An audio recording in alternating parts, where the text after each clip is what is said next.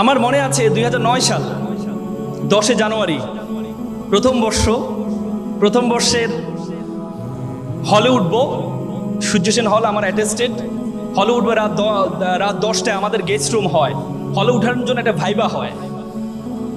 সে ভাইবাতে কিছু প্রশ্ন জিজ্ঞেস করেছে আমাকে। এই প্রশ্নগুলো তোমরা অবশ্যই বুঝতে পেরেছ। ছাত্রলীগ কত সালে প্রতিষ্ঠা হয়েছেন, ছাত্রলীগের প্রথম সভাপতির নাম কি, বর্তমান সভাপতির নাম কি, অনেক প্রশ্ন আমাকে জানি। প্রত্যেকটা প্রশ্ন 12টা প্রশ্ন জিজ্ঞেস, প্রত্যেকটা প্রশ্ন পেরেছি। লাস্টে একটা প্রশ্ন আমাকে করেছে, আজকে কি দিবস। আমি তো মুখস্থ করে আসছি, ভুল হওয়ার তো কথাই না, কারণ আমাকে আগেই সব পড়ে আসছি যে তারা এই প্রশ্নগুলো আমাকে করবে। কিন্তু আমি বললাম আজকে হচ্ছে শেখ মুজিবুর রহমান প্রত্যাবর্তন দিবস। কথা কিন্তু সত্য। দেখি যে তারা আমার দিকে এভাবে চোখ বড় করে তাকিয়ে আছে। আমি বললাম কি রে, প্রশ্ন তো উত্তর তো ঠিকই আছে, প্রশ্নও ঠিক আছে, উত্তরও ঠিক আছে, ঘটনা কি? একজনে বললো একটা ছুরি নে, ছুরি। আরেকজন বললো এই একটা দা নে, আজকে তার হাত পা সব কাটবো। নবীন বরণ করছে, দেখো আমাকে বরণ করে নিচ্ছে তারা। আমি তো ভয়ে, প্রথম বর্ষের ছাত্র, আসলাম গ্রাম থেকে, হাত পা কাটবে।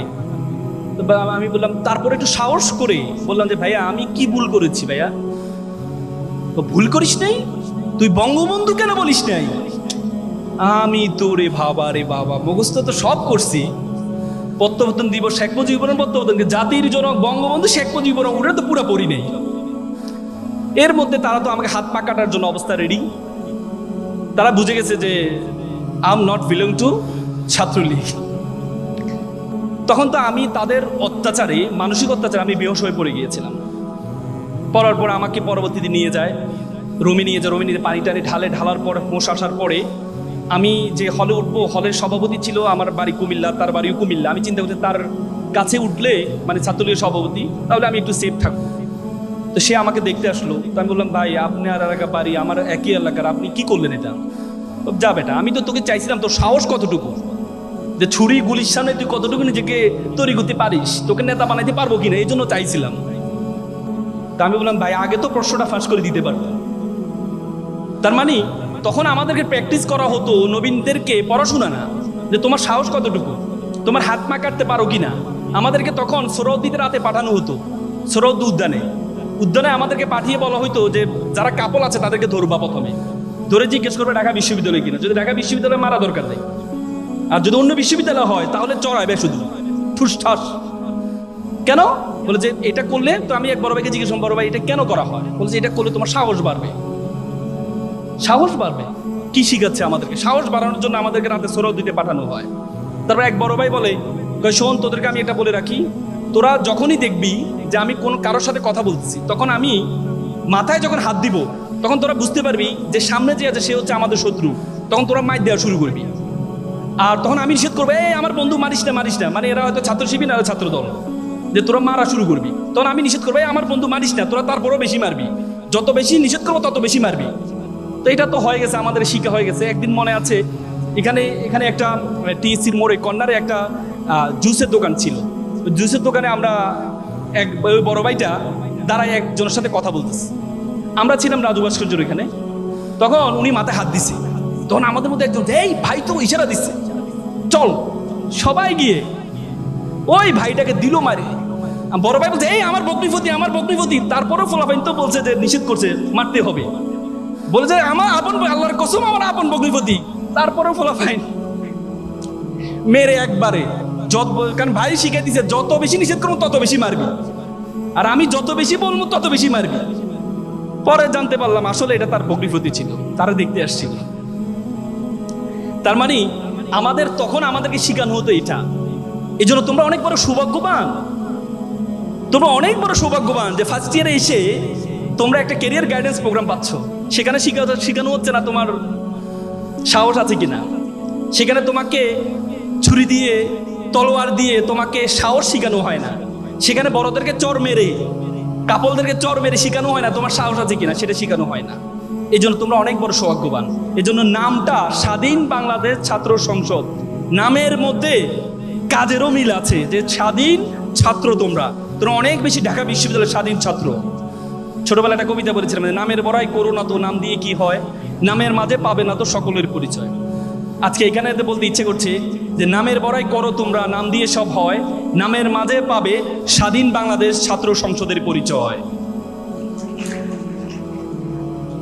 আজকে তোমরা এখানে যারা আছো, you must mind it, this is the beginning. You must mind it, this is the beginning. This is the very very beginning of your journey. তোমাদের জীবন মাত্র শুরু হয়েছে। You have to compete not only in Dhaka University. You have to compete all over the country. You have to compete all over the world. You have to truly think you are global citizen. পৃথিবীর একটা বিশ্বগ্রামে পরিণত হয়েছে। এই বিশ্বগ্রামের মধ্যে তুমি যদি মনে করো ঢাকা বিশ্ববিদ্যালয়ের বিরুদ্ধে কম্পিটিশন করবে, তাহলে তুমি ভুল করবা। You have to think beyond Bangladeshi border. তোমাকে বাংলাদেশের বর্ডারের বাইরে চিন্তা করতে হবে, বাংলাদেশের বর্ডারের বাইরে চিন্তা করতে হবে। ঢাকা বিশ্ববিদ্যালয়ের শিক্ষার্থীদের একটা কমন সমস্যা দেখো, আজকে আমরা যে এখানে কথা বলছি, তোমরা যে ওখানে বসে আছো, তার মানে কি এটা মিনিং করে যে আমরা তোমাদের থেকে মেধাবী? না, ইট ডাজন্ট মিন যে we are the so much meritorious student than you, no. তারপরও কেন আমরা এখানে দাঁড়িয়েছি, তোমরা ওখানে বসে আছো?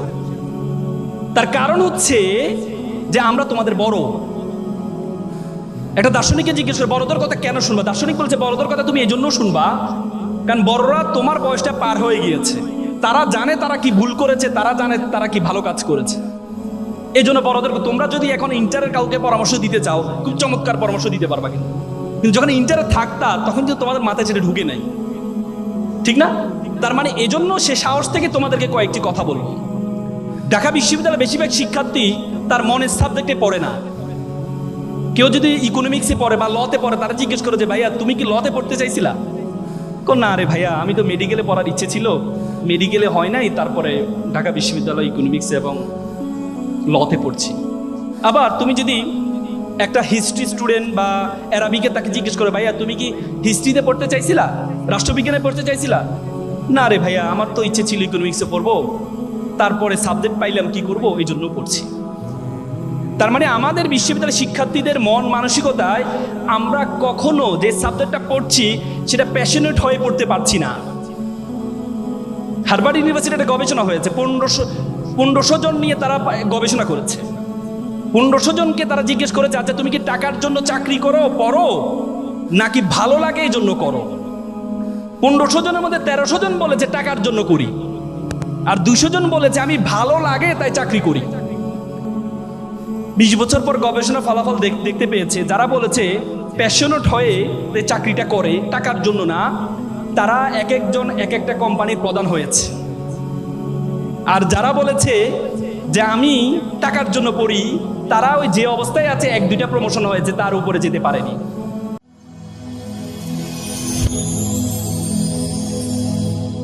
Rose TV 24. Enjoy by listening to the Holy Quran.